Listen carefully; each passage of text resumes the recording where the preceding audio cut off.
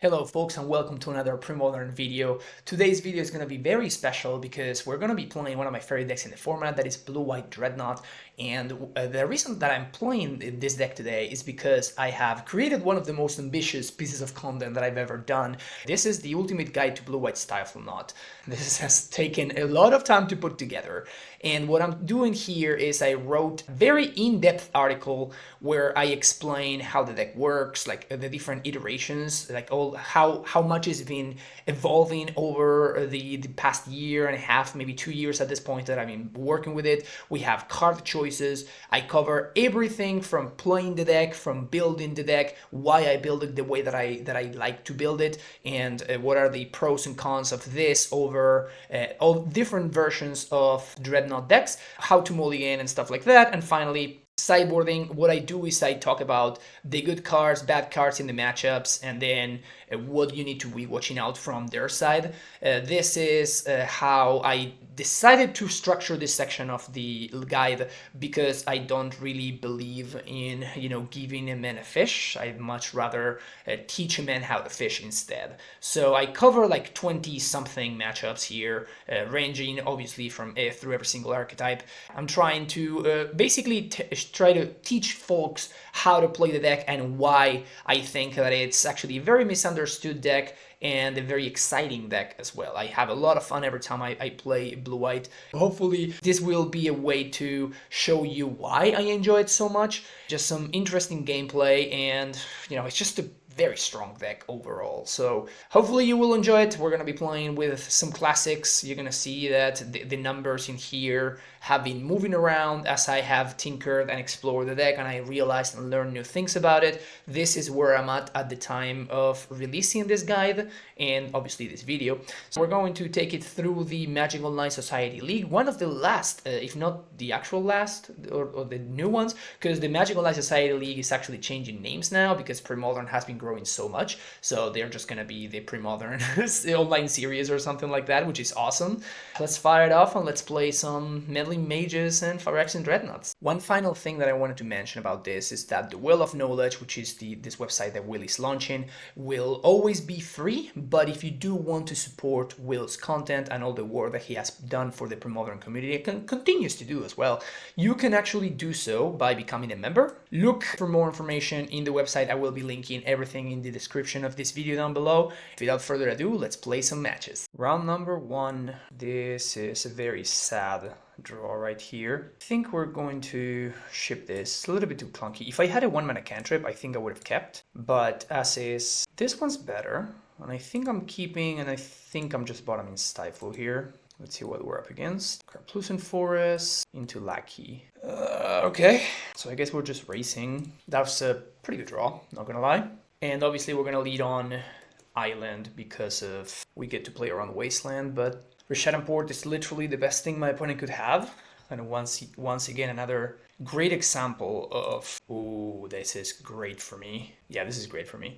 Another great example of why I think that Port is so much better than Wasteland in the Goblins deck. Opponent does get to do the thing. They're probably going to put a Siege Gang into play, yeah. That seems like the only reasonable thing to happen.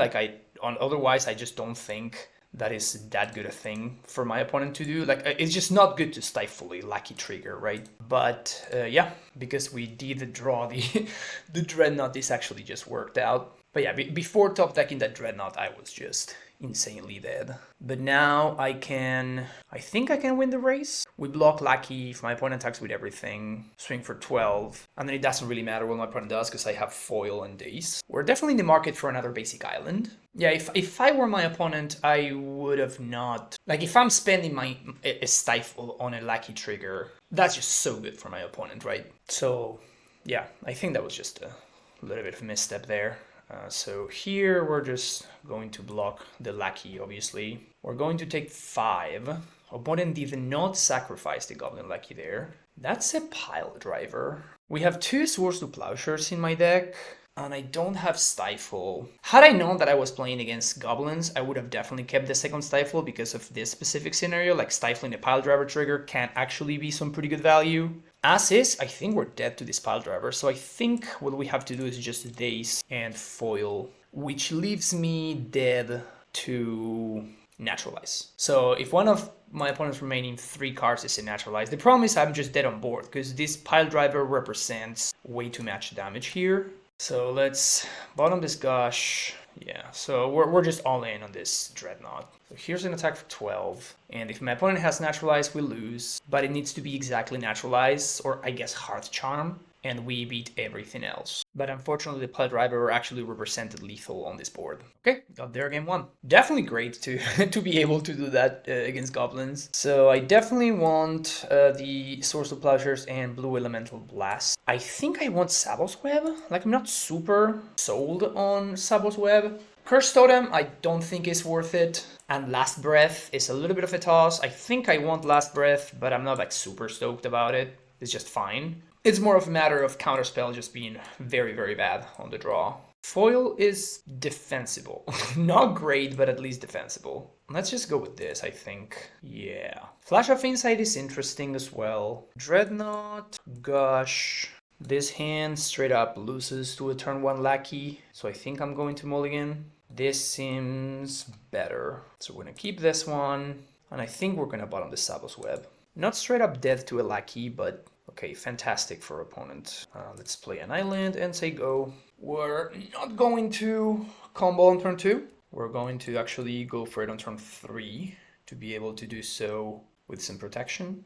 Okay, this is good, I think, because we were not planning to go for it anyway. I think we stifle the fetch land here, mostly because we have so many stifles. If they just pass the turn and port me, I'm going to just pass the turn again. I'm not going to go for it. I'm going to stifle this fetch land here. We are flooded on stifles, so being able to cash one in is great, and that makes this daze so much better. Mog Fanatic is getting in there though. Very good draw.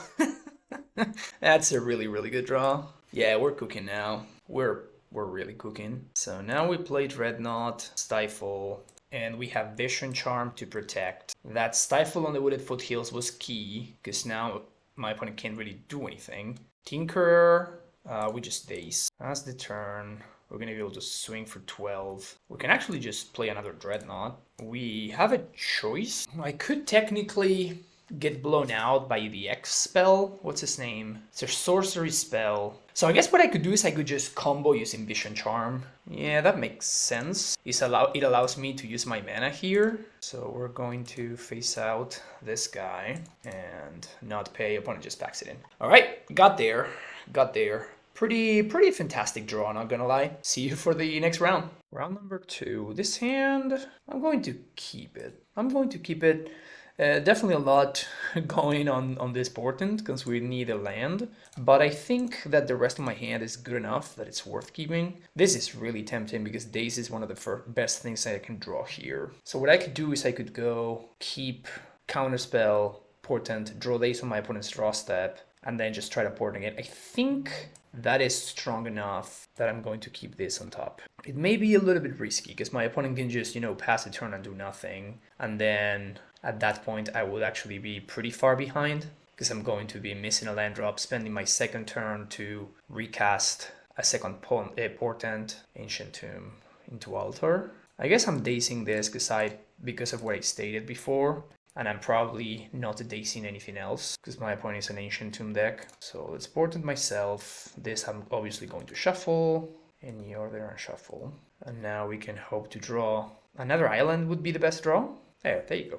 I don't know what I'm playing against quite yet. I could be playing against like Blue-Red TinkUR.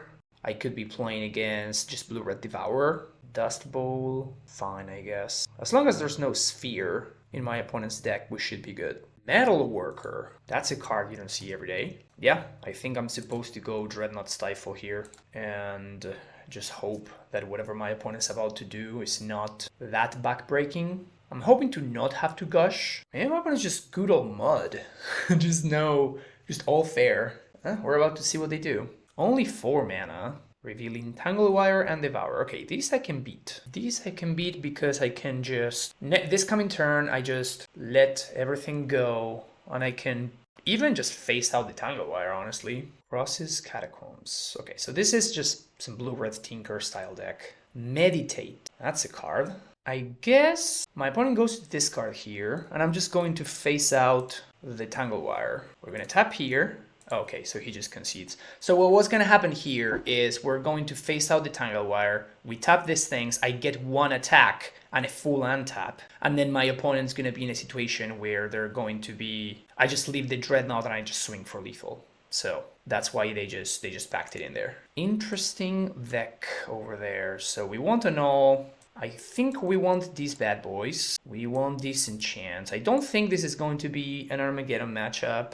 Meddling Mage seems kind of sketchy, actually. I don't think it's where I want to be. Swords to Plowshares also feel a little bit out of place. They're going to be great against one of the other the metal workers, but I'm not so much concerned about the metal workers. I'm more so concerned about stuff like sphere resistance and whatnot, and to a lesser extent Tangle Wire, which we can see it's a lot more beatable. Meditate in that deck is new though. I don't think I've seen that before. Let's actually cut the Daces here and just play a couple of Meddling Mages. Just go with this. Meddling Mage can name TinkUR, which is obviously my best shot, but it can't really... Like, they have so many things that I need to be worried about. They have to be worried about, Fling and Devourer. I have to be worried about, stuff like Metal Worker. So whenever you have so many things to be worried about, you don't want to be flooded with too many Meddling Mages. Also, my opponent could have Power Plasm / Hydroblast and stuff like that. So this hand seems nice. This is pretty well rounded. We have a null. We have foil as well, so we're going to keep this one. The question is going to be whether we want to play an island on turn 1 or we want to play a Darker Waste so I can foil. I'm probably not really foiling anything, so I think I'm going to lead on island because there's the potential of drawing Gush, and we're just going to try to find a Gush style card. Shadow Port. Here we see the value of the 1-mana cantrips. Portent. I'm going to bottom that because I have a null, so I'm going to hope to find another land. So this resolves, that's fine. Play an island, say go. Now if my opponent plays something, I can just annul. Sphere.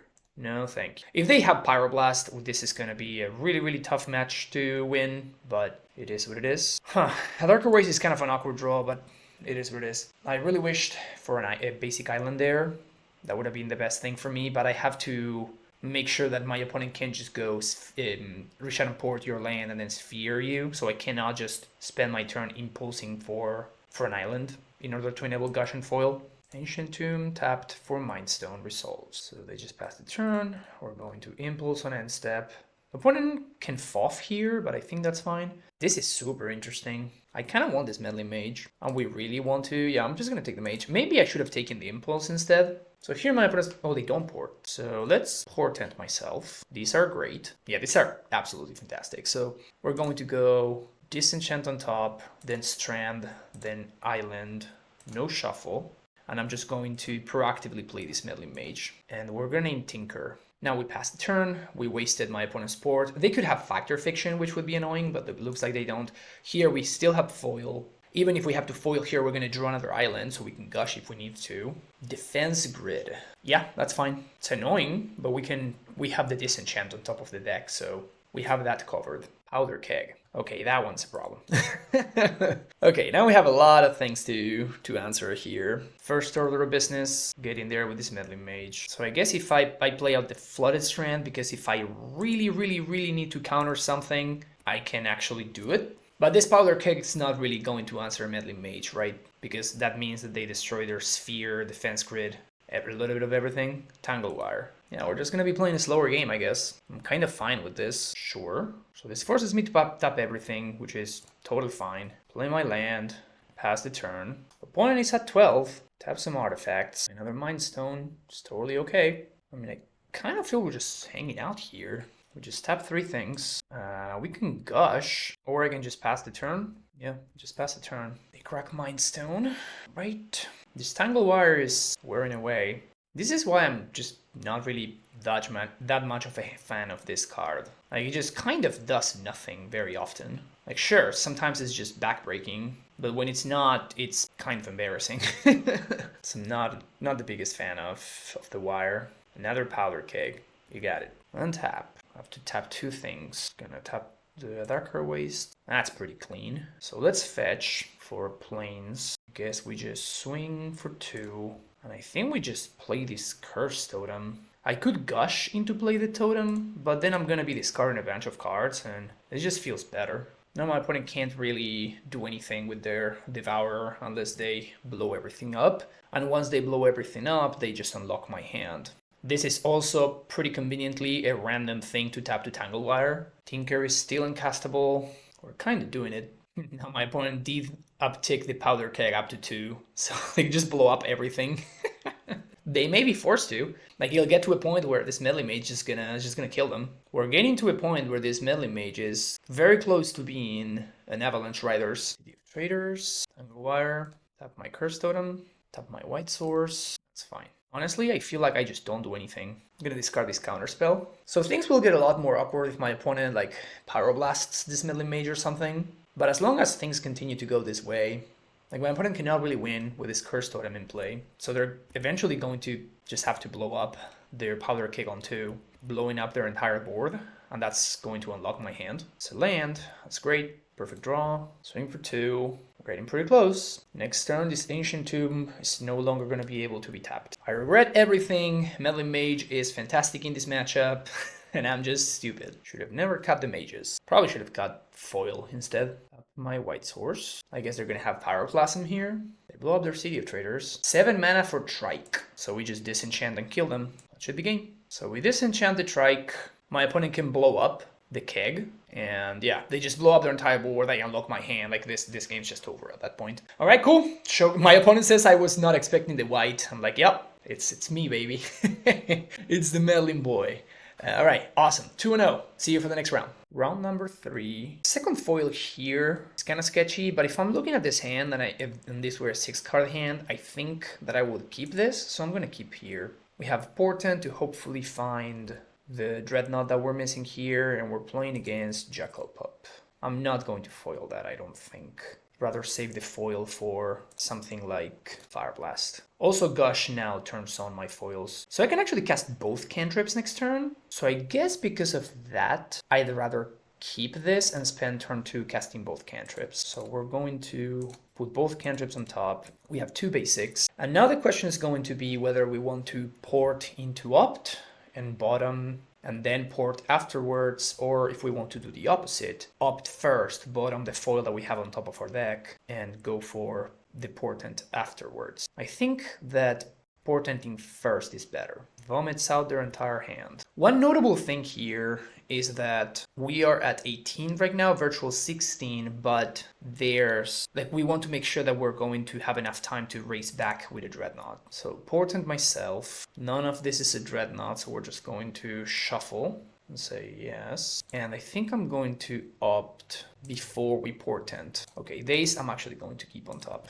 Now we draw one of our blind cards, another Gush. But Daze into a Bold Lightning there is probably too good to pass up. I'm going to take 3, down to 15. Probably have to counter Sulfuric Vortex. That's going to deal at least 6 damage. Really need to find a Dreadnought quickly. So this is the kind of spot where you want to do some thinking here. So we're going to take at least 3 more points of damage next turn. We don't really have any counter spell or anything like that. So we are in a spot where we may not have enough time. So I'm going to assume that my opponent has maybe either another Sulfuric Vortex or something like that. So I think that I'm actually supposed to Gush right here, because if and just like Hail Mary, because if I have another turn, then I'm going to be in a situation where I cannot race back my opponent's board, because I'm going to be at 13. I'm going to be taking 3 more this turn.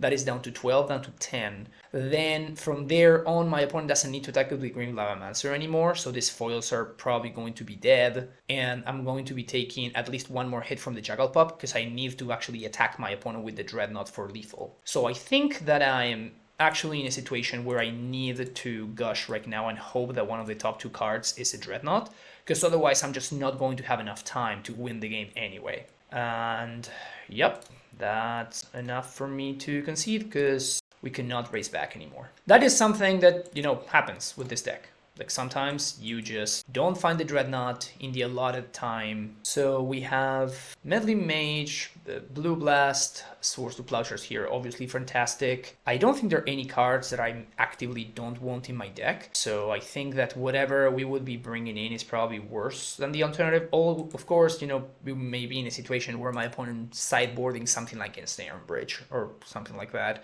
If that's the case, then I think we just take the L. Like I don't think that I'd rather have this enchant in my deck than some foils or counter spells is what I'm saying. So I'm going to submit this. Going to be on the play, and this seems fine to me. So let's keep it. Definitely looking for another island. And if my opponent plays a turn 1 pup, we're going to Blue Elemental Blast it. I'm probably countering any 1-drop except Mog Fanatic. Yeah, this is definitely gonna deal me enough damage. So we're just going to counter target red spell. Basic Island would be a great draw, but we have some counter spells at least, so we can play a little bit of a longer game. Would love to find the Dreadnought soon-ish, though.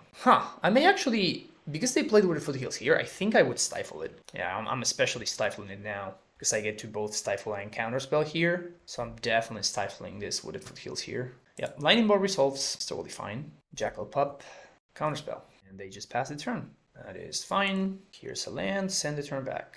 I may want to fetch for planes with this. Bolt is fine, just not enough damage. And now mana is not really a bottleneck, so there's no reason for me to do anything. Yeah, this is slow enough that I'm willing to let that resolve. Untap, ding, ding, ding. So we're gonna lead on Gush. All of this is great. So we're going to stifle here. I don't care about this with Foothills anymore. I'd rather have double protection. I don't think I have to portent yet. I'd rather hold up 2 layers of protection. Overload. We're going to cast Vision Charm to face out the Dreadnought. And the reason to use Vision Charm here, even though it's the most mana efficient, is because then I can use Counterspell and actually push through the 12 damage. Lavamancer is totally cool. And tap. That is kind of the perfect draw. So I don't even portent. We just leave up Counterspell and foil. Let's pass the turn. I guess I could have actually held on to the island. Just not play out the island. That would have been better, actually. At that point, I'm holding up Counterspell and foil, and I also get to cantrip to find the next counterspell. I mean, I really doubt that my opponent has 2 ways to answer a Dreadnought from here, because they would have probably cast one of them beforehand, but my opponent never cracked the Wooded Foothills in the end. That's funny. Game number 3. I don't think I want to change anything. Once again, I'm gonna risk that if my opponent has Ensnare Bridge, they just get me. That's fine. I'll take the L in that case. What do we have here? Swords to Plowshares. Yeah, this hand looks good. Yeah, let's keep this. We got Stifle, we got a cantrip. This is the kind of hand where what to Blue Elemental Blast is a little bit more interesting. Opponent moves to 5. Because I don't have any protection for a Dreadnought, so this Blue Elemental Blast is the only piece of protection that I have. I also have Swords to Plowshares, which if my opponent plays if they play the pup, Swords to Plowshares is a much better answer to the pup. So now I'm looking for a Dreadnought. And this foil actually gives me a lot of confidence. Foil is just so great to have the first copy of, and so terrible to have any copy past the first one. Yeah, I think that in the current situation, I can afford to have this counterspell. And I'd rather counterspell than plow this, at least for right now. We're probably going to plow this the following turn. The question now is, if they Lightning Bolt me here, do I counterspell? With my opponent having missed their land drop last turn and potentially putting us in this very same situation next turn? I think I do. I think if they bolt, just being able to get this card out of my hand is kind of valuable, because I'm going to have, play Floodstrand next turn. Then we're going to have Blue Elemental Blast, Dreadnought, and Stifle. Although I guess I can just hold up the counterspell just to pitch to the foil to protect the Dreadnought. That may be a better line. Because unless I find Dreadnought this coming turn, I'm going to need to kill this Mog Fanatic eventually. Otherwise, this is just going to deal like 6 or 7 by itself. Respect the Mog. When it finally decides to do nothing, continue getting in there with the little guy. Still no land. This is looking good for the good team. And okay, so now we are just a Dreadnought away from just locking it up. So with that being the case, I'm just not going to take any more damage from these Mog Fanatic. I just don't have to. So I'm just going to plow it now. And yes, it's kind of awkward that I'm using one of the best spells in order to get rid of a Mog Fanatic, but this already dealt 3, right, by itself, so this was just a Lightning Bolt. So being able to cash it in is just another island. Not great, but just fine. We may be getting to a point where I'm just in hardcast foil territory. I'm not going to hardcast foil on the Lightning Bolt, but I may just be, like if my opponent has 2 mana here to cast anything, I may just hardcast a foil on it. Stifle. That's another enabler for Dreadnought, which is good against Pyroblast. Jackalpup. Yeah, that seems good enough to use a foil on. Because now I'm in a situation where I can just Dreadnought. Now this counterspell gets a lot more value because I have so much mana. And yeah, just gonna keep on playing lands. We have more mana and more cards in hand than my opponent does. We're just 1 Dreadnought away from locking it up. Curse Scroll. I think with 3 cards in hand, I'm okay with letting this resolve. I may regret it, but they have 3 cards in hand that we know for a fact they're not lands because they missed some lands along the way. Let's opt here because we may find Gush. Yeah, I'm gonna bottom this. Like, I don't think I want to continue playing that slow a game. So my opponent gets to use a free scroll activation here.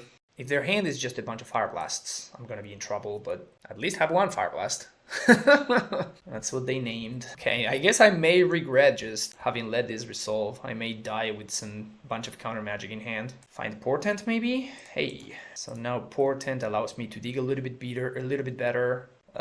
Yeah, those we're going to shuffle. Shuffle them all. 5% chance. Okay, there's the Red Elemental Blast. We suspected that this was in their hand. Swords to Plowshares. And this is one of the reasons why I let the Curse Scroll resolve, right? Is my opponent has a bunch of cards in hand that are just super situational, so they may not even be able to get them out of their hand. And if they're gonna be spending only 3 mana on a scroll activation every time with only a 25% hit rate, that's probably worth it. Okay, this time they do hit. This is the problem though. They cannot realistically interact with that. Yeah, I'm going to counterspell that just because I get to use it, get a card out of my hand.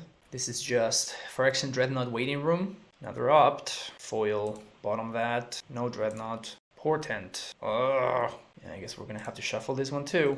I don't think I can afford to just stifle these. Like if my opponent keeps hitting on their 25%ers, like there's nothing I can do about that. Like it's just not. 3rd hit, by the way. All of them were 25% chance. Pretty unlucky for me. They fetch. I think that's fine. I don't think mana is one of their bottlenecks right now. Dreadnought? No. So I did shuffle, so there's no real... I mean, the only downside is now I'm going down to 6. That's the only real downside of doing this now. We're getting to a point where I'm just kind of running out of time. If they Elemental Blast this, I'm going to fight. Still nothing. Take the Hydro Blast here. Still no Dreadnought. Turn 11. Also, it's a little bit awkward that like every spell that they get to use, it makes their Curse Scroll a little bit better. Jesus. This is the 4th time they hit on their 25%er. And at this point, I suspect that they just have multiple Fire Blasts. I'm gonna let that resolve because of that I just said. I can just stifle this. My opponent should probably do this now, actually. Okay, we'll just let this Curse Scroll resolve, and then we can stifle the Seal of Fire, which is guaranteed to hit. Named Overload. Showed Overload, sorry. So at this point, I suspect my opponent's hand has multiple Fire Blasts. There's no way that they have been hitting so well. Yeah, that's very unfortunate. Turn 12, 28 cards deep. We have not seen a Gush, and we have not seen a Gush, and we have not seen a Dreadnought. Fire Blast now? It just seems like a weird time to do this. They're just trying to up the chance on Curse Scrolls, I guess. But now they cannot deploy multiple spells in the same turn. Incinerate. Just gonna foil this. Yeah, now if they hadn't done that, they would be able to activate Scroll in the same turn. But now, because they cast Incinerate, they cannot Scroll. We're getting to an awkward spot, though, where this Overload is pretty live. Lightning Bolt face. Yeah, I guess so. Have to counter that. Actually, maybe we should have let that one resolve because it's not a Fire Blast. But at this point, I don't think my opponent has another Fire Blast. I think they were just getting lucky. I have way too much mana, so no reason to use this Darker Waste. At this point, I just legitimately think that my opponent was just getting lucky. Because if they fire the first Fire Blast, like, it would stand to reason that you're supposed to fire the second one off too. First Gush is card number 30. Still nothing. And we go on. Going to hope this doesn't hit. Overload. Discard the Darker Waste. We may be able to cash this Days In at some point, actually. Please don't be Sulfuric Vortex. Although at this point, Bolt Lightning is also kind of bad for us. Yep, that sucks. We have many turns. But yeah, this is how it goes sometimes. Maybe I was not supposed... No, but if I don't counter the Lightning Bolt, then I'm in a spot where I have to start stifling Curse Scrolls because I'm at 1. I think this is just the way it goes. And that's very unlucky, of course, every single time. All right, see you for the next round. Round number 4, and this hand looks pretty good, so let's keep it. We have some nice little cantrips, looking for something like Gush, I guess. We don't know what we're up against, but in the blind, this hand looks good enough. Point on a move to 5. That's a lot. I think I'm portenting here. Yeah, these are just fine. I don't love the Meddling Mage, but the other two are just kind of exactly what I'm looking for. So we're just going to hang out. Caves of Koilos. So we could be playing against... Actually, you could be playing against a variety of decks. So I don't think there's any reason for me to go for it here. We could be playing against Black-White Control. We could be playing against something like Dead Guy Ale. So I can just play it a little bit slower. Okay, so now we know what we're up against. So we're definitely going to play it a little bit slower and just Meddling Mage, naming Swords to Plowshares. We have some opts and some other cantrips to kind of dig a little bit. Finding counterspells, not awful either. So here, end step, if my opponent doesn't play anything worth countering, we can just impulse for the white source. Opponent's living their best life over there. Casting some Eternal Dragons, shipping the turn back. Impulse. No white source. I'm gonna take a second foil though. And this is, I guess, gives me enough confidence to go for this. So if I find the white source, I'm going to play that, which we did. Okay, so we're just going to go for, because now we're gonna be able to go fetch for an island, plains, name Meddling Mage, name Swords to Plowshares, then play Dreadnought, Vision Charm, which protects it from both Vindicate and Wrath of God. And we have double foil. They could have main deck Disenchant, we'll just foil it. And then next turn, yeah, okay, so we foil this, pitch Island, pitch Portent. So now this is in the clear. My opponent can cast a Sorcery Speed thing here to kill the Meddling Mage. That would unlock their Swords to Plowshares. I'm probably not countering that, like a Vindicate or Morph, I'm totally okay with. Now we untap, play an island, and now we have both Counterspell and Foil. So this game is locked up. And certainly not attacking with Meddling Mage there. Meddling Mage locking up Swords to Plowshares is doing too much work. Vindicate. I'm gonna say no. Boom. This is the Armageddon matchup. The Armageddon matchup. Flash of Insight also pretty good here. And that's it. What to cut? I think I want to cut maybe one Meddling Mage and the Daces. I could cut Swords to Plowshares instead. Now let's cut a Swords to Plowshares, bring back in the Meddling Mage. It is one thing that I always consider, the fact that, well, Dace gets better once you have Armageddon in your deck. But still, yeah, this hand is so awkward. I'll keep it, because just mulliganing in this matchup is just misery. But this is, we're not happy with. We're not happy with this hand. In fact, if we get verdicted here, I'm just gonna pitch 2 foils. Actually, I think I'm just gonna jam, because I don't think it's getting too much better for me. So I think if I just jam here, I make like my opponent's discards and stuff that much worse. And now we just YOLO, and this is all we got. And we just hope that we top deck a counterspell. That's not a counterspell, and I'm gonna play it out because of Gerard's verdict. But now my opponent knows that if they top deck something else, that's just game. And we see that, redundant foil wouldn't have done anything at all. Okay, Wrath of God, cool, that's fine. So we used a bunch of resources, and now we are in not that great a shape. Would have loved to have found a white source there, but it is what it is. Haunting Echoes. I was not expected this to be in my opponent's deck, to be honest. It's not even that good there, honestly, because I can still win through Meddling Mages. White source? No white source. Very unlucky. I don't think this is a Haunting Echoes matchup. Another counterspell, okay? Playing this slow grind. We cannot beat Decree of Justice. Also, we cannot beat this Eternal Dragon either. Am I countering this? I think so. I think I'm countering this, which feels awful. But I need to find a white source. The idea is to name Eternal Dragon with this Meddling Mage. Yeah, okay, so top, and top. No shuffle. So I guess I'm naming... I guess I can't name Swords to Plowshares, actually, now that I think about it. So I have to name something. I mean, I just have to name Eternal Dragon. Verdict is brutal. Oh my god, that's so brutal.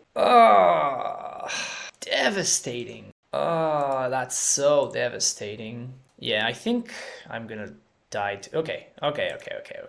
No shuffle. All right, we still get to play here. I mean, it's getting worse every time, because now I'm gonna give my opponent 5 life. It's going to be bad, but but not all hope is lost quite yet. Here comes the dragon. I think I play the Meddling Mage first, because it allows me to attack quicker. and we're gonna name Vindicate. This is bad if my opponent top decks another Verdict, or if they top deck it Rest. Take 5, and we cannot beat Decree of Justice. Okay. I guess they can just do that, that's true. That's an interesting play. I guess it makes sense, right? Because my opponent is in a spot where this is their game to lose. I'm just gonna concede at this point, like it's just too much. But like my opponent is in a spot where it's just their game to lose, so maybe just going for it there is just better. Let's bring back the Vases in, and let's cut 1 foil and I guess 1 Swords to Plowshares. This is a bad matchup for the record. This is a fine hand though. This is overall a pretty bad matchup in my opinion. Unless we are able to quickly set things up, this is not a good matchup for us. So play another island, say go. There's an argument there for playing out the... I should have definitely opted, by the way. That was a mistake. Yeah, I'm definitely going to opt here and just stays. Sure, I'll take an impulse. I was going to say there's an argument for playing out the other way so I can foil if I have to, but I don't think that's what I want to be doing. Duress. I can now take my counterspell, which is probably the best card in this hand. This is not the best hand I've ever seen. We're going to try to set things up for the game plan of Gush into Armageddon. Vision Charm is what they take. Very interesting. So let's Impulse. It's a Meddling Mage and that's a Gush. I'm gonna value Gush a little bit more highly here. Untap. It's not a bad one. It's not a bad one at all. We are already getting to a point where this Flash of Insight is an Impulse, as is. Yeah, I'm gonna counterspell this one, I guess. If I really have to foil, I will foil, but I'm not excited about doing that. So let's opt, see what we have on top. Another Dark Waste. No, I don't think that's good enough. Foil, on the other hand, is pretty good. So let's Gush, and we're going to definitely foil this Pitching Island and Flash of Insight. And we're trying to set up the Gush Dream. Flash of Insight kind of insane against Haunting Echoes. This is a brutal Jurar's Verdict. I guess that's fine. Let's Impulse to have another card in the graveyard, I guess. That's the Geddon. I think I'd rather just opt. Man, all of those are great. I guess I shouldn't have done that. All of those are just fantastic. Just gonna throw those into the garbage. Really looking for lands here. That is fine. If we can dodge this turn, a Discard spell, we could be in pretty good shape. Scrying for 4. Okay, pretty bad for us, but this is the turn. We have to find Armageddon with this Flash of Insight. So we're going to exile our entire graveyard. We know one of our Geddons is in the top 3 cards of the deck. So we're only trying to find the second one. We get a look at the top 11 and we whiff. Okay, so how do we turn this around now? I guess we're gonna get a counter spell. We could also take foil, which gives us the option. Yeah, let's just take foil instead. We do get to stack our deck here at least, so we can make sure that... I mean, we're probably going to shuffle before we get this down here. No lands also, it's pretty brutal. So I guess we're going to keep the Dreadnoughts. The first card we're going to draw is going to be, I guess, Counterspell, then Counterspell. I mean, we're just kind of throwing cards here, but just Meddling Mage and Counterspell are the first cards that I want to see. And the last ones that I want to see are the Dreadnoughts. Darker Waste, not great. At least we know they don't have Duress, otherwise they would have Duress last turn. Yeah, we're just gonna have to foil. Cyclo Dragon, and then what now? Vindicate Morph. Okay, well we have to Gush now. And the reason to Gush now is because we have to find Geddon now, because otherwise my opponent's gonna flip the Angel and I'm not gonna be able to raise it anymore. And that is just too slow. Okay, so I guess we're gonna keep that. Top, Dreadnought, opt, no shuffle. And at this point we are on the pray game plan. We're just hoping that we get there by praying. Because now my opponent's gonna flip this Angel, we're gonna take 4, they're gonna go up to 20. Then we're going to assemble the combo. I guess I have to opt here and end step. Maybe I made a mistake there. Oh, they got back the Angel. Okay, so my opponent gets in there with the Angel. So I think it's better for me to cantrip now to get the Dreadnought into my hand. Yeah, this Vindicate doesn't matter anymore. In fact, this is just fantastic for us. That's very, very good for us. So let's do this now. Draw the Dreadnought and fetch, because I know that there's a Flooded Strand on top of my deck. So get a Plains into play, untap, still draw a Flooded Strand. Yeah, it's pretty funny. We're seeing, you know, all the highs and the lows. So now we have a Dreadnought into play. My opponent's gonna gain a bunch of life up to 23. They get back the dragon. Interesting. So take 4 down to 10. They have Plowshares, and that's gonna be enough. That's going to be enough. Cool. But yeah, we saw. I mean, we were trying to enact a very specific game plan. Like post sideboard, my opponent's gonna have so much, just so much removal, and like that Skeletal Shrine drawing 4 was like so backbreaking. And this is what makes this matchup pretty bad. Like whenever we're getting to the mid to late game, things kind of down spiral very, very quickly. So we have to kind of set things up quickly or find Armageddon and set up Armageddon very, very quickly. So those are the game plans, and I think that they're very hard to execute, especially because we don't really have good answers to the Exalted Angel. But yeah, I mean, we are seeing some good matchups, some bad matchups, and then some pretty back and forth games, which is why I enjoy this deck so much. All right, see you for the next round. Round number 5. This seems like just another fine hand that is hoping to draw into a Dreadnought.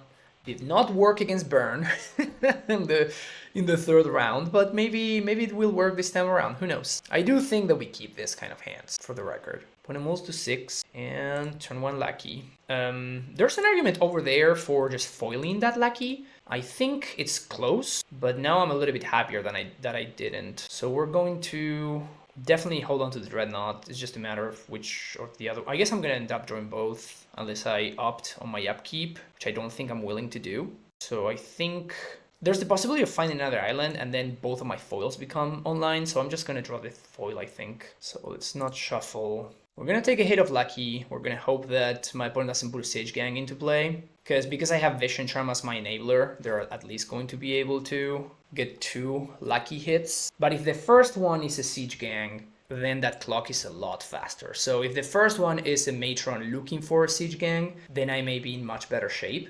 But obviously Stifle would be significantly better in this scenario. That's a Siege Gang. So that's probably going to be able to race me back if my opponent has kind of any land at all, which they do. Mob Fanatic. So at this point, I think we are simply too far behind. If we had been on the play, I think we win this game. But on the draw, this is the kind of game that we cannot. We're just too far behind, right? I'm going to be taking 7 this turn. We know there's an Impulse on top of the deck, and I think I want to draw it because I'm looking for specifically an island. An island enables my entire hand. They have War Chief and Matron. Yeah, this is going to be enough. Yep. No days. So Impulse for island. Find it. But I think I'm just too far behind at this point. 1, 2, 3, 4, 5, 6, 7, 8, 9, 10, 11. They have exactly lethal. Okay. Game number 2. Bring these. Last Breath. Cut Meddling Mages. Cut some counter spells. Bring in Sabos Web. This seems fine. Let's go with this. 1 turn too late. Had I been playing mono blue, I mean, I guess I could have just foiled the Lucky on turn 1 in retrospect. I thought I didn't want to because I want to enable a quick Dreadnought, like I want to be able to counter it, but I didn't know that I had the Portent on top of the deck to help me dig. So I thought that I wanted to, use my mana differently, but yeah, maybe it's just worth it to just foil the Lucky on turn 1. I think it's close. On the play, yeah, I think this hand is fine. Would love to see a Daze or Hydroblast or White Source into Source to Plowshares or Last Breath. Just a way to answer a turn 1 Lucky, but like we have a lot of cantrips. Portent into lands. We need lands. Problem is, can we afford them? I guess I'm gonna say yes. I'm gonna go top, top, top. No shuffle. I'm going to foil a Lucky if my opponent leads on that, because this hand falls too far behind the Lucky. Turn 1 Green Source? Really? Okay. Well, send the turn back. It's the most obviously telegraphed Naturalize of all time, which is fine. Let's get my planes, and let's Impulse. I think I want Last Breath here. I have more Dreadnoughts than Last Breaths in my deck, so... Also, my opponent just passing the turn and doing nothing. Okay with me. Let's Impulse, Blue Elemental Blast, and let's opt. Let's bottom a land. Like, I could use a land, yeah, that's fine, but... Could use a land, but I'd rather just... Like, I have a lot of land, so I'd rather just find one naturally. Play out the fetch land because I'd rather have the island in hand for foil. And if my opponent plays anything, we're just probably going to start hardcasting some foils here. Easy foil right here. Pretty great use of my mana. Would love to start drawing some Gushes, some stuff like that. We're going to counter anything that produces value, and we're going to kill anything like a Goblin Lackey that it can just answer later. Vision Charm, I guess I'll bottom. Source to Plowshares, yeah, that's better. I'm still gonna Last Breath here. Source to Plowshares is cheaper and more flexible, so I'd rather use my mana now that I have it available. Yeah, I'll play this at Darker Wastes. Feel free to wasteland it. Another fine use of foil. Maybe I should have actually Beb there because of Naturalize, which my opponent is very clearly representing. We're flooding here though, which is very bad news, obviously. Would love to see some gushes. My opponent, on the other hand, this is the classic flood against everybody knows that Screw beats that. Opponent's not playing around Sabbath Web. That's cool. Okay, so I think we're gonna go. Yeah, I think we won these days. I'm gonna play out the land, and we're probably gonna hard cast this Gush. Although I guess there's value in having an island in hand. We have used 2 foils though, only 1 foil left in the deck. Ringleader, got me. Lackey, Pyroblast, Matron. Opponent seems to be playing around days. We know they don't have a Reb at least. So I'm just going to draw the fetch land so I can fetch the days away, and then I'm going to Gush. Oh, I guess I ordered these poorly. My bad. Well, I guess we have a Dreadnought now. Well, this sucks. Falling too far behind now. Opponent still has 7 cards in hand. Take 2, Lackey, and do nothing. Cannot let the Lackey connect, so just gonna go for that. Okay, that's the death sentence. I don't think we can win anymore. That's unfortunate. That's unfortunate. We have definitely seen the high end of draws that the deck is capable of, and we've definitely seen the low end of draws as well. Little bit of everything. Little bit of everything. That game 3 against Burn, I still cannot get over it. We dug like 30 cards deep for 12 turns. Could never find the 12-12. Pretty brutal. But this is kind of not necessarily the same situation, because we could have kind of prevented this if we had used our cantrips differently. It's just a matter of we just flooded.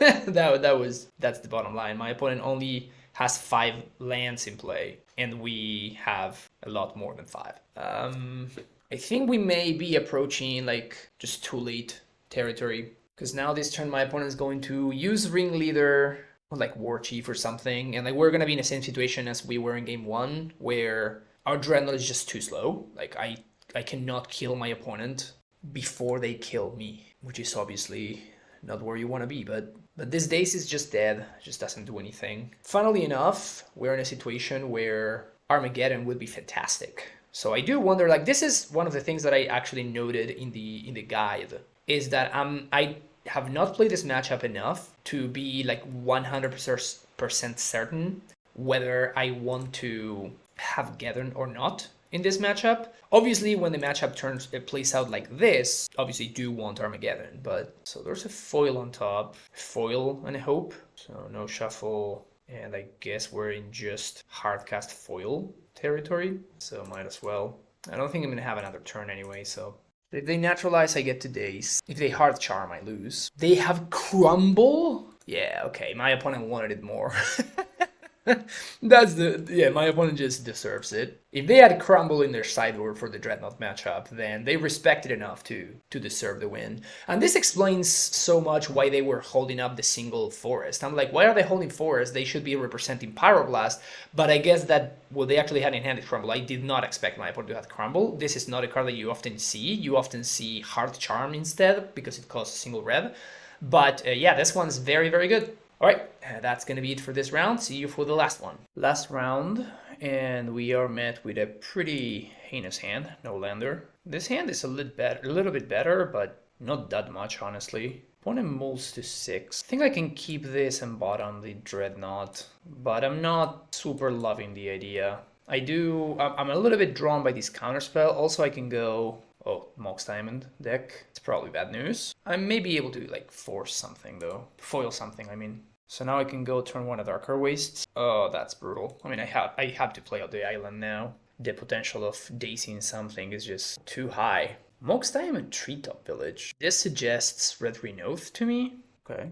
Daze here. Assuming red-green, it could be green-white. I'm gonna go with a Darker Wastes now so I can foil another potential land destruction spell. Although I guess I would probably just let the land destruction spell resolve. But maybe something like an Oath I'm forced to counter. If this is the best thing my opponent can do, then I'm all about this. Happily taking 3. It would be nice to find Vision Charm. No Vision Charm. Foil number 2 is pretty heinous draw. Probably the worst possible draw, actually. Because even Gush would make another island into a live draw, but now we kind of got nothing. If my opponent's not casting spells, then they should definitely be attacking. Okay, they are casting spells, which is good. Allows me to use my mana. Oy. I think I'm gonna pass a turn. The problem is my opponent having Oath or Naturalize is such a disaster for me, so I'd rather just hope to find another land. And if I find another land, then I can Dreadnought plus Counterspell. Opponent looks to get into the red zone. Okay, this turn I will need to combo, whether I draw something or not. And the reason for that is that after next turn, my opponent can potentially raise me back. I guess I have one more turn. Also, now we know that it's red-green. Okay, now this means I get one more turn now, because I can just plow one of these creature lands. I think I'm actually plowing the Mishra's Factory, because the Treetop Village requires my opponent to sink in more mana into it. Opponent does get in the red zone.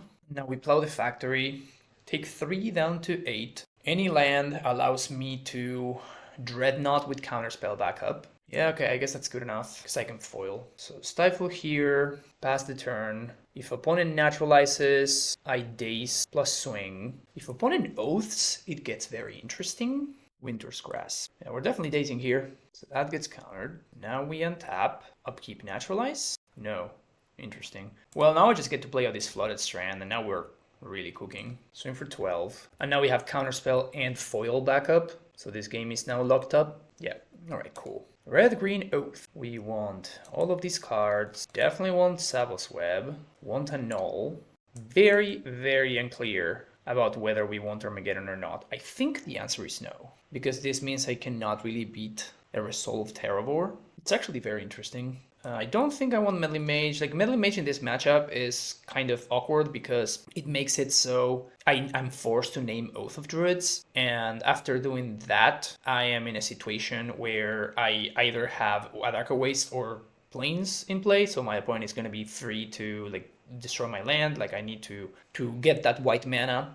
And then from that point on, like, the Meddling Mage probably is not going to be able to attack because my opponent is going to have both Treetop Villages and Mishra's Factories. So I don't like Meddling Mage in this matchup. I don't think I want Blue Elemental Blast and Hydroblast just to fight over Pyroblasts. That does not seem worth it to me. I can cut one foil on the draw, maybe a counter spell. And what else? I guess another foil. Yeah, Armageddon is definitely... Like, I think maybe I do want this. It's not amazing in the face of, what's his name?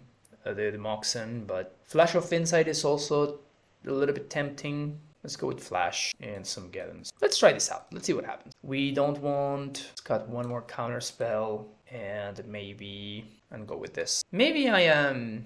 I don't know whether I'm over or undervaluing the, the Armageddon, so... This hand seems decent. I don't love the fact that I have only one land, but double Portent and Opt makes it fairly likely that I'm able to find a second copy. Obviously, it sucks if my opponent goes turn 1 Sphere, but in most situations, it will suck if my opponent goes turn 1 Sphere. Okay, that's perfect. So now we can Portent and we can play around Wasteland. Annul, Opt, Vision Charm. I'm kind of into the Annul, honestly. But I guess I'm going to be on the draw now, so I'm just going to shuffle. If this were turn 2, I would have kept the Annul, so I would have 2 lands in play. But I'm kind of in the market for more lands and gushes. Let's see what my opponent's got here. Fear. Yeah, that sucks. Yep. I think I'll pass with the idea of opting. If my opponent attacks, then I will probably source to Plowshares instead. But the idea here is to opt. Maybe I should have just taken the Portent, because now it's going to be kind of hard for me to cast this Portent. But I'm looking for a land. I guess I'll take a Darker Wastes. I don't love it, but it is a land. Really hoping for a Disenchant here. Right. Hey, look at that. Okay, top and top, no shuffle. We probably cannot realistically win with this Sphere of Resistance in play, so I am basically taking the L and accepting that I'm going to draw a redundant Dreadnought, which doesn't really do anything. Oh, that Wasteland is devastating. Oof, that's a really big Wasteland. At least it's not Thermokarst. Thermokarst would be actually worse. Yep, we're going to discard. So I think I'm just going to be discarding this Dreadnought, since we know that we're forced into drawing another one. And Sphere of Resistance is such a beating for us. At least my opponent's not doing anything, which I find a little bit weird. Oh, never mind, they just went to second main phase. Okay, Thermokarst, I think I'm just going to concede now. Now we're going to be playing for like quite a bit longer, but I'm way too far behind at that point. So on the play, I think I like Counterspell a little bit better. And yeah, I don't know, maybe Armageddon is just bad. I can cut down a little bit on Swords to Plowshares as well. Sounds a little bit weird to do that. Like I really need my cantrips in order to find my lands, and being able to, like, I'm not gonna be Swords to Plowshare in anything but lands. So this looks great. Keep this. This is a spectacular hand. Turn 1, I'm just going to Portent, so I can set up the top of my deck, and then we get to land the Savos Web turn 2 on the play, which is going to be very crippling for my opponent. We even have the foil so that we can counter Sphere if we need to, or alternatively, if we do find a white source with this Portent. It's a lot of cantrips. Yeah, I'm gonna shuffle that, and we can. We didn't find a white source, but like we could let the Sphere resolve and just disenchant it. But okay, more islands is good. So now even if my opponent turn wants the Sphere, we're gonna be cooking. Am I letting this resolve? I kind of want to let this resolve with the Savos Web. I mean, I'm gonna risk it. I think I'm gonna risk it here. I may regret this, but I mean, I have foil, so I can counter something else if my opponent does really want to get value from this Savos Web. We can foil something if we really need to. This is definitely the riskier line. Ugh, my opponent just gets to play around Web perfectly. Second Sphere is probably too much. So counter, pay 1, discard island, discard counterspell. Pass the turn. White source is my best draw here. Okay, let's opt first. White source, perfect. Play my land and pass the turn. Okay, so now we're in pretty decent shape. We have a Gush. We have Plains that's protected, which is very, very nice. Still gonna pass the turn here.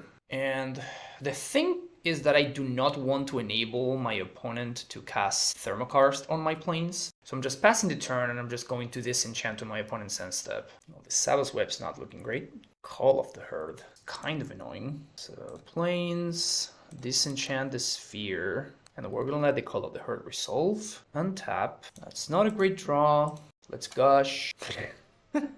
Well, this is a thing right now. The deck has not been particularly kind to me in this last couple of rounds. This is also particularly brutal because, you know, we have the Savos Web, which would have been absolutely backbreaking in the previous game, but somehow in this specific game my opponent did not draw a single land that gets hit by it, which is a little bit awkward. I'm plowing the Elephant token, which feels awful, but at the same time necessary, because I'm going to be taking a lot of damage from this Elephant token otherwise. If my opponent spends his turn to Call of the Herd, then they don't Thermokarst. But the problem is now I'm in a situation where like I can't really do much here. I have to just sit and take the hits from this Elephant. I can counterspell, and I'm playing out the Darker Wastes because I kind of want my opponent to spend their turn Thermokarsting on a Darker Wastes, because if that's a line that's available to them, it's good for me. That takes up their entire turn. Citadel Library would be very good for my opponent. Another call. Oof. This I actually have to counterspell, which is brutal, because now if my opponent has an answer, like I'm just running out of time. Armageddon. Okay. Yeah, I guess I have to do that, huh? Awkward. Very awkward, but the thing now, my opponent has missed multiple land drops at this point, so they don't necessarily have more lands coming up. We have 2 lands and we have a Dreadnought, so if we find an enabler, we're going to be taking a couple of hits from this Elephant token. But if we do find an enabler, we are in a situation where we are likely to be able to race back. So this is not a line that I love, but at least it is the one that gives me the, oh my god, the highest chance of working out. But this is not it. We're also in a spot where like Pyroblast just effectively wins the game. Okay, I'm gonna cast the web. Portent is pretty awkward. Puts me in a situation where I'm just dead to this Elephant. Or at least I have to use my Dreadnought defensively instead of proactively. So I kind of need to find a source to Plowshares. Mox time and to play around the web. Makes sense. Yeah, so now I'm in a spot where this is all sorts of terrible. Like, I need to answer this elephant. Cannot really win the game otherwise. Swords to Plowshares. Ugh. Yeah, these are not good enough to shuffle. Shuffle and hope. Using Swords to Plowshares to answer elephant tokens is not where you want to be. There's a Vision Charm, but that leaves me dead to the attack of the elephant token. Yeah, Flash of Insight is not it. Flash of Insight is not in this matchup. No destroy, no land destruction effect. Fun stuff. Fun stuff. Blow up your mocks. We died. We died. Not the best display. Not the best display, but trust me, the deck is good. Alright folks, not the best showing of the deck. Started off strong and then the wheels really fell off. But that kind of shows like a little bit of the dynamics of the Dreadnought. Like everybody remembers the turn 2, oh, here's a Dreadnought, stifle you. And then they forget about all of the situations like where, you know, against Burn we spent literally 30 cards deep without ever seeing a Dreadnought.